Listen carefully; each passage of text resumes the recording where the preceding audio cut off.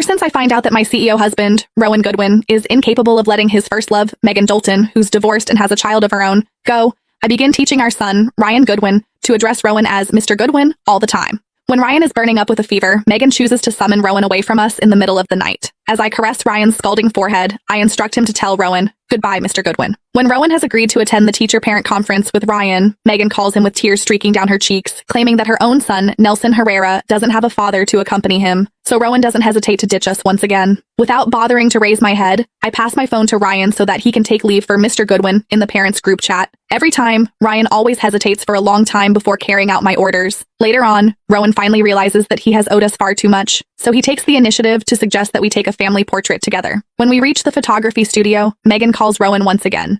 Her sobs can be heard drifting from the loudspeaker. Rowan, can you please come over and pick Nelson up from school? The children at the kindergarten keep making fun of him for not having a father. Pity crosses Rowan's expression immediately. He's about to crouch down and explain to Ryan when the latter just waves airily at him without me having to nudge him. It's fine, Mr. Goodwin. You should accompany the other child.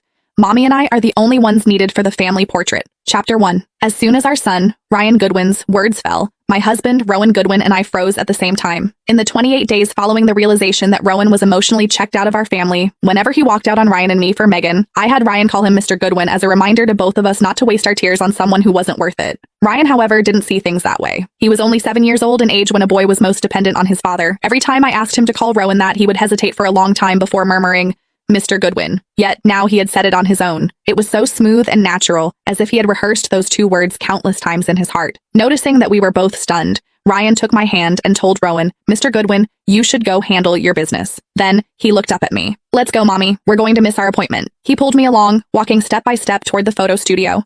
Rowan was the one who suggested the family photo to make up for missing Ryan's parent-teacher meeting, and Ryan had been looking forward to it for half a month. I followed him stiffly. My chest felt so tight and heavy, like a boulder was crushing it, and I just wanted to cry.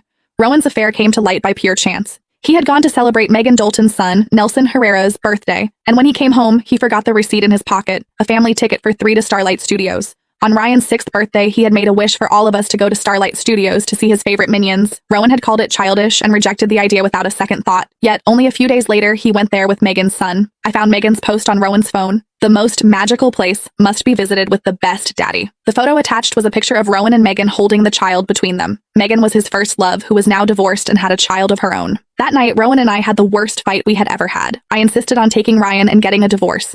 Rowan accused me of being unreasonable and asked how I could bear to let our child grow up without a father. Then he swore to God that he only pitied Megan. Looking at Ryan's face, which had turned visibly pale with fright, I bit my lips so hard I nearly drew blood. I knew that if I forced Ryan to leave with me right then, he would never be able to forget Rowan.